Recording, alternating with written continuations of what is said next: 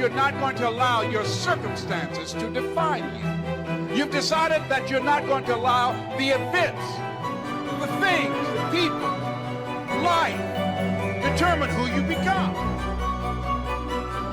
There's two lies we've been told growing up. The first lie is you're nothing. You're stupid, you're worthless, you're not going to make it. And I'm sure many people listening and watching have heard that from teachers, parents, aunts, uncles, whoever it is. And then the other lie that we're actually told, and I don't think it's a lie, I think it's positive, but sometimes it's misconstrued, is you can be anything. And we all know that's not true too. And it's unfair because sometimes people get misled. And the Dharma point of view is you can't be anything you want, but you can be everything you are.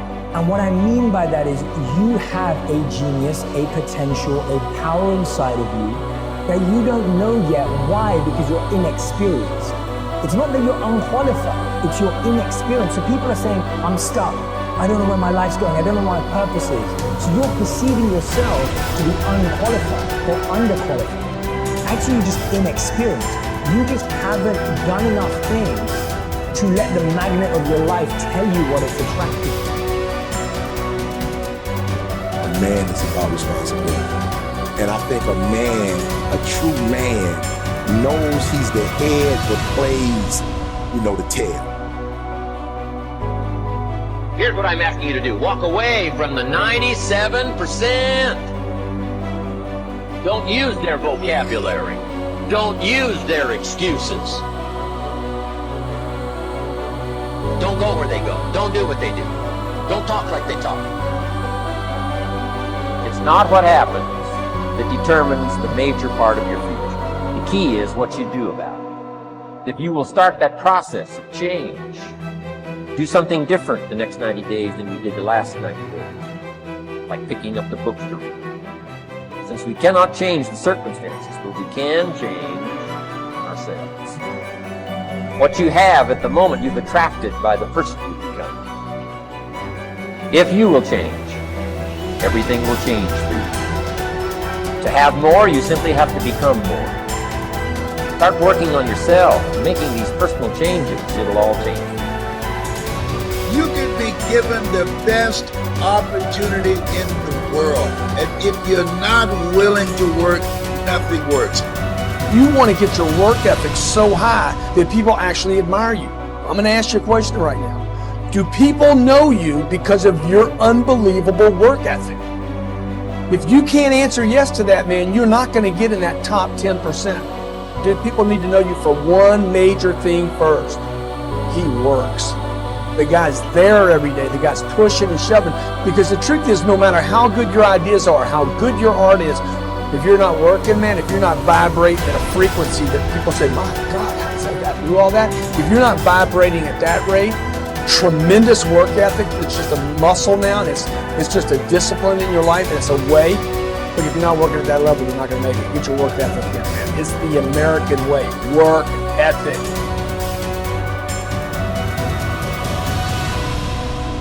Life gives us not what we want. Life gives us who we are. When you were born, you cried while the world rejoiced. Live your life in such a way that when you die, the world cries while you rejoice. So, now what else would help you to be attractive to the marketplace besides more than one skill and more than one languages? I've divided it into five simple, basic fundamentals of ideas to ponder and think about that will increase your value to the marketplace. Could perhaps, like it did for me, multiply your income by 2, and then multiply it by 3, and then multiply your income by 4, and then by 5. And once you get there, it's not that difficult to multiply it by 10. Because all you have to do is make sure you become more valuable and more valuable and more valuable. You don't have to work on the economy. Because here's the first note. Each person's income is determined primarily by their philosophy, not by the economy. Once I understood that, then I said, well, I don't have to go to work on the economy. And the answer was no. You only have to go to work on yourself to make yourself more valuable.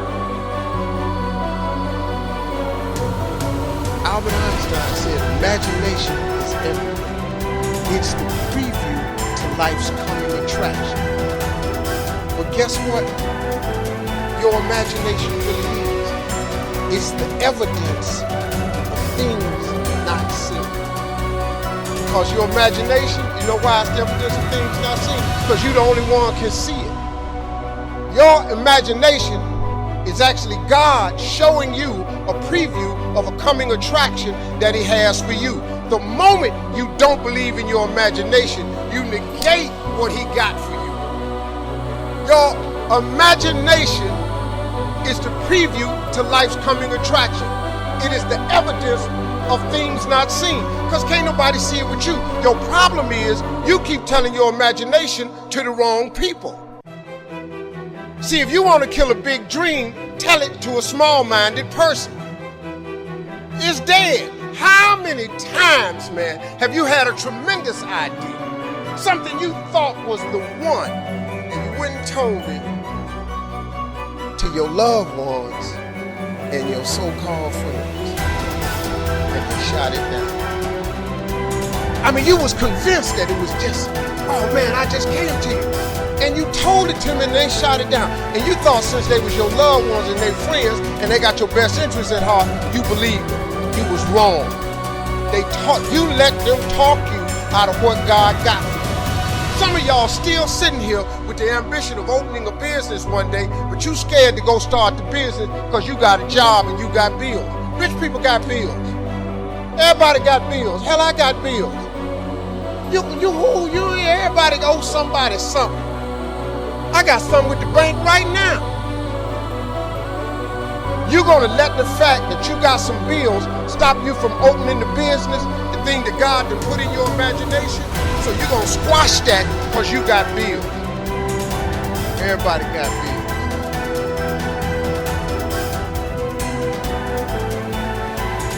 The real life is in your imagination.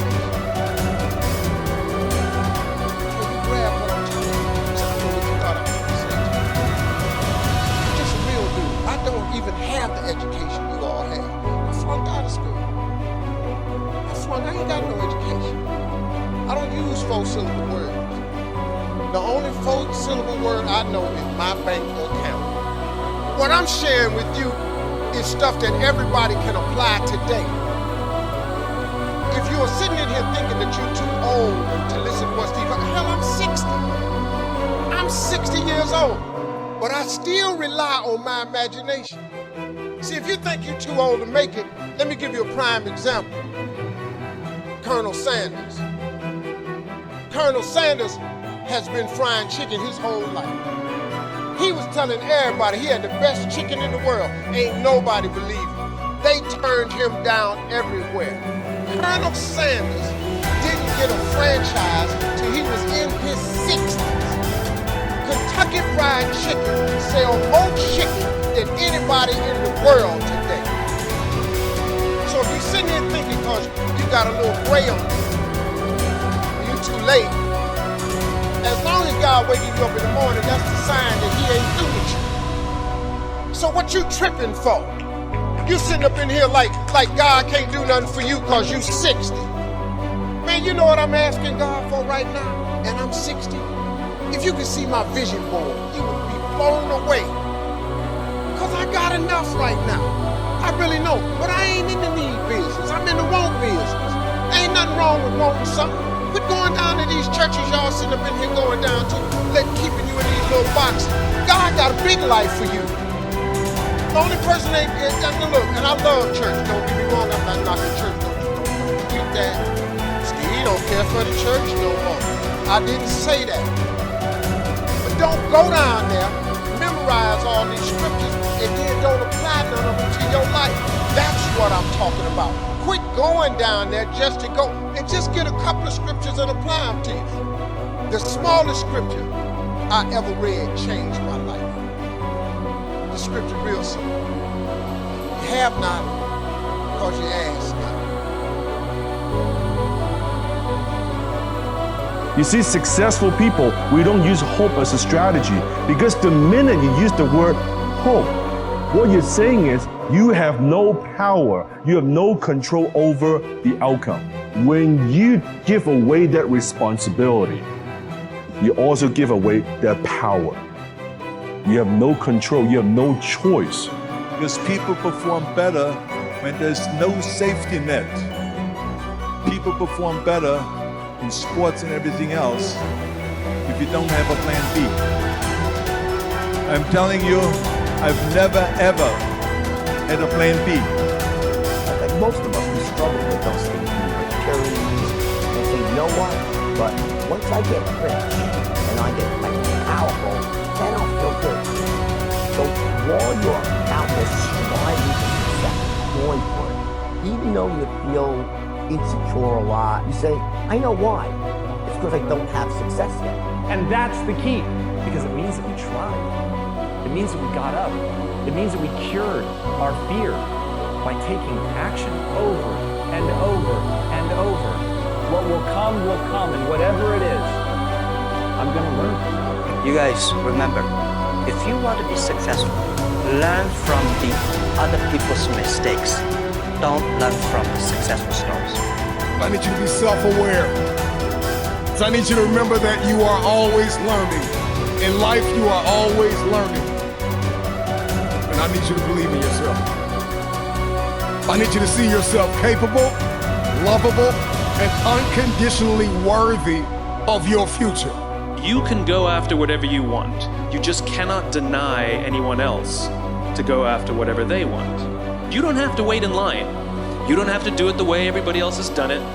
You can do it your way. You can break the rules.